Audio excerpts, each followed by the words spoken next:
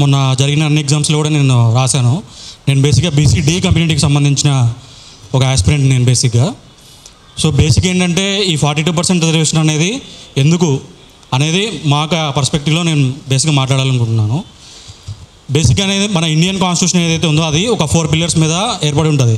అదేంటంటే equality, Liberty, justice, fraternity అనే ఒక 4 అంశాల మీద మాత్రమే మనది ఏర్పడి ఉంటుంది. ఇది మన ప్రియాంబుల్లో కూడా ఇది ఉండడం జరిగింది. అయితే ఇప్పుడు ఈ 42% రిజర్వేషన్ అనేది కాంగ్రెస్ పార్టీ అనేది మనకి ఎడ్యుకేషన్లో, అన్ఎంప్లాయ్మెంట్ ఇష్యూలు అంటే ఎంప్లాయ్మెంట్ ఇష్యూస్లో అండ్ లోకల్ బాడీస్లో కూడా ఈ 42% రిజర్వేషన్ అనేది ఇంప్లిమెంట్ చేస్తామనేది వాళ్ళు ముందుకు వచ్చారు. అయితే ఇది సింపుల్గా ఏదో ఒక రాజకీయ స్టేట్మెంట్ లాగా 42% అనేది నార్మల్గా ఇచ్చేస్తామనేది ఇలా ఏదో నార్మల్గా వచ్చిన స్టేట్మెంట్ అనేది ఇదేం కాదు బేసిక్గా. ప్లస్ ఎందుకంటే ప్రిపేర్ అయ్యే మాకు జరుగుతున్న అన్యాయం, బీసీలకి ఎట్లా ఇది అన్యాయం జరుగుతుంది అనేది చాలా బాగా తెలుసు. ఎందుకంటే రూస్టర్ పాయింట్స్ వచ్చినప్పుడు కానీ ఉన్న పాపులేషన్కి ఉన్న పర్సంటేజ్ ఆఫ్ రిజర్వేషన్కి అసలు సంబంధమే లేదు. అదే వేరే కమ్యూనిటీస్ తీసుకుంటే వాళ్ళకున్న either ST, SC or EWS వాళ్ళకి తీసుకుంటే వాళ్ళు ఉన్న పర్సంటేజ్కి వాళ్ళకు వస్తున్న రిజర్వేషన్కి అదే ఉన్న బీసీలకి 27%, ఇప్పుడు తెలంగాణలో 29% రిజర్వేషన్ ఇస్తున్నారు. కానీ ఉన్న పాపులేషన్కి ఆ ఇచ్చేదానికి అసలు బేసిక్గా సంబంధమే లేదు. అందువల్ల ఏమవుతుందంటే ప్రతి నోటిఫికేషన్లు వస్తున్నాయి. ఆ నోటిఫికేషన్లో కూడా అన్నింటిలో కూడా బీసీ కమ్యూనిటీస్కి అనేదానికి చాలా అన్యాయం జరుగుతుంది. ఇన్ పర్టికులర్ బీసీ-బి, బీసీ-డి కమ్యూనిటీస్కి చాలా అన్యాయం జరుగుతుంది. అయితే బేసిక్గా పాయింట్ ఏంటంటే ఎందుకు ఈ 42% రిజర్వేషన్ అనేది దీనికి ఉన్న నార్మల్గా ఎందుకు ఇవ్వాలి అని అంటే బేసిక్గా ఇదేంటంటే తెలంగాణ గవర్నమెంట్, కాంగ్రెస్ గవర్నమెంట్ వచ్చిన తర్వాత తెలంగాణలో ఒక ఎక్స్టెన్సివ్ సర్వే చేశారు. నార్మల్గా ఈ ఎక్స్టెన్సివ్ సర్వేలో బేసిక్గా Telangana socio economic, educational, employment, political, caste survey ప్రకారం తెలంగాణలో బీసీ పాపులేషన్ అనేది 56.33% ఉంది.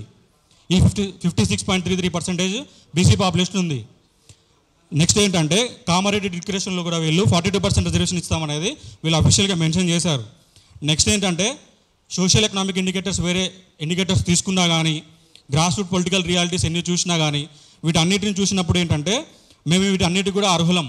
తర్వాత తెలంగాణ గవర్నమెంట్ అనేది జి నిరంజన్ గారి ఆధ్వర్యంలో బీసీ కమిషన్ ఒకటి ఏర్పాటు చేసిన తర్వాత వాళ్ళు కూడా ఇచ్చిన రిపోర్టు వీటన్నిటి బేసిస్ మీద మాత్రమే మేము ఇవాళ ఈ 42% రిజర్వేషన్కి మేము అందరం అర్హులం. ఎందుకంటే మాకున్న పర్సంటేజ్ పాపులేషన్ 56.33% ఉన్న మాకు 42% రిజర్వేషన్ అనేది అన్ని విధాలా మేము ఎలిజిబుల్. ఎందుకంటే ఎస్టీ రిజర్వేషన్ వాళ్ళకి 6% నుంచి 10% పెంచారు. ఈడబ్ల్యూఎస్ వాళ్ళకి 10% రిజర్వేషన్ ఉంది. At the same time ST వాళ్ళకి 15% వాళ్ళ పర్సంటేజ్కి పాపులేషన్కి వాళ్ళకి సమానంగా ఉన్నప్పుడు లార్జెస్ట్ సెక్షన్లో బీసీ పాపులేషన్ మేము 56% ఉన్నప్పుడు మేము 42% రిజర్వేషన్కి ఎందుకు ఎలిజిబుల్ కాదు. మేము అన్ని విధాలా 42% రిజర్వేషన్కి ఎలిజిబుల్. అయితే వీళ్ళు చెప్పేది ఏంటంటే కాన్స్టిట్యూషనల్ ప్రాబ్లమ్స్ వస్తాయి, జ్యుడిషియల్ ప్రాబ్లమ్స్ వస్తాయి అనేది చెప్తున్నారు. అయితే దీనికి కూడా నేను ఒక ఎక్స్ప్లెయిన్స్ ఇవ్వాలనుకున్నా. బేసిక్ ఏంటంటే దీనికి సంబంధించి 2 ఇష్యూస్ ఉన్నాయి. రెండు కేసెస్ ఉన్నాయి. ఒకటి ఎంకే బాలాజీ కేసు అని ఒకటి ఉంది. M K Balaji versus state of Mysore అని ఒక కేసు, దాని తర్వాత ఇందిరా సవాని అని 2 కేసెస్ ఉన్నాయి. అయితే ఈ రెండింటిలో కూడా ఏంటంటే మనకి ఈ రిజర్వేషన్స్ అనేది కాన్స్టిట్యూషనల్లో ఎక్కడ కూడా రిజర్వేషన్స్ ఇంత ఇవ్వాలి ఇంత ఇవ్వాలి ఎక్కడ లేదు.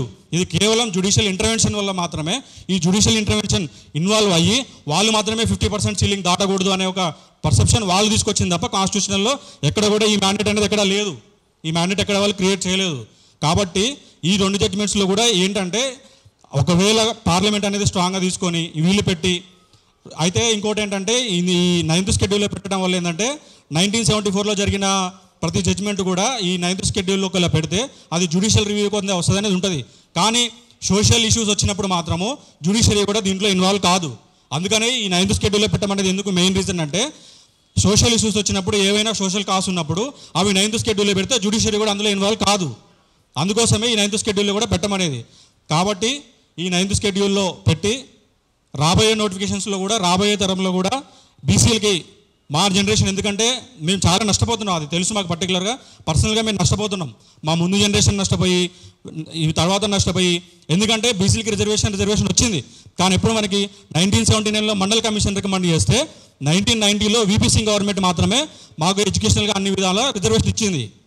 అప్పుడు ఇచ్చారు. మన దురదృష్టం ఏంటంటే అప్పుడున్న ప్రైమ్ మినిస్టర్ రిజర్వేషన్ ఇచ్చిన తర్వాత నెక్స్ట్ ఎలక్షన్లో ఆయన ఓడిపోయాడు. ఒక ప్రైమ్ మినిస్టరు రిజర్వేషన్స్ ఇచ్చి 1990లో తర్వాత ఆయన ఓడిపోయినాడు. అది బీసీల్లో మనకున్న ఆ పాయింట్. నెక్స్ట్ ఏంటంటే 2006లో ఓబీసీస్కి ఎడ్యుకేషనల్లో స్కాలర్షిప్, ఆ ఎడ్యుకేషన్లో రిజర్వేషన్ కాంగ్రెస్ గవర్నమెంట్ 2006లో ఇచ్చింది. ఇప్పుడు ఈ కాంగ్రెస్ గవర్నమెంట్ ఈ 42% రిజర్వేషన్ ఇస్తా అని చెప్పడం అనేది మేము స్వాగతిస్తున్నాము, అన్ఎంప్లాయిడ్గా మేము స్వాగతిస్తాము. ఇది పార్లమెంట్లో బీజేపీ కూడా వాళ్ళ చిత్తశుద్ధితో దీన్ని తీసుకొని దాన్ని ఇంప్లిమెంట్ చేసి అందరికీ అన్ఎంప్లాయిడ్ అందరికీ కూడా ప్లస్ ఏంటంటే ఇక్కడ ఏమంటే ఈ రిజర్వేషన్స్ అనేవి వీళ్ళు ఇక్కడ ఏమంటున్నారంటే ఎడ్యుకేషన్లో, లోకల్ బాడీస్లో ఇక్కడే అంటున్నారు. ఎందుకు మరి రిజర్వేషన్స్ అనేవి అసెంబ్లీస్లో, పార్లమెంట్లో కూడా ఎందుకు ఇవ్వరు? అందులో కూడా ఇవ్వాలి. ఎందుకంటే అందరికీ ఇస్తున్నప్పుడు వాళ్ళకి పర్టికులర్గా రిజర్వేషన్ చేసినప్పుడు బీసీలు కూడా అందరికీ రిజర్వ్ చేయాలి, మాకు కూడా ఇవ్వాలి. నెక్స్ట్ జనరేషన్ మేము ఇప్పుడు నష్టపోకూడదు, నెక్స్ట్ జనరేషన్ కూడా నష్టపోకుండా అన్ని విధాల ఈ టీజేఎస్ పార్టీ ఈ అవకాశం ఇచ్చి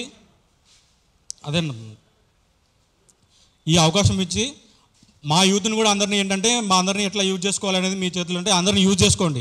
బీసీలు ఈ యూత్ని కూడా ఏంటంటే ఇప్పుడు ఒక ఎస్టీఓ, ఒక ఎస్సీ ఫోర్స్ అనేది అంతా మాకు ఎక్కడ కనపట్లేదు, బీసీ అనే ఫోర్స్లో అంత కనపట్లేదు. ఎందుకంటే మేమందరం రెడీగానే ఉన్నాం, బీసీ అన్ఎంప్లాయిడ్ యూత్ కానీ అందరూ కూడా బీసీలు మనం పాపులేషన్ వేసుకుని అందరూ రెడీగా ఉన్నాం. కానీ మమ్మల్ని ఎట్లా యూజ్ చేసుకోవాలనేది అందరూ యూజ్ చేసుకొని నెక్స్ట్ వచ్చే జనరేషన్కి అయినా బీసీలకి అందరికీ మనం న్యాయం చేయాలి. మాకు అన్ఎంప్లాయిడ్కి న్యాయం చేయాలి. అందరం ఒక యునైటెడ్ ఫోర్స్గా దీన్ని ముందుకు తీసుకెళ్ళి అందరికీ మీరు న్యాయం చేయాలని కోరుకుంటున్నాము. ఈ అవకాశం ఇచ్చినందుకు అందరికీ ధన్యవాదాలు.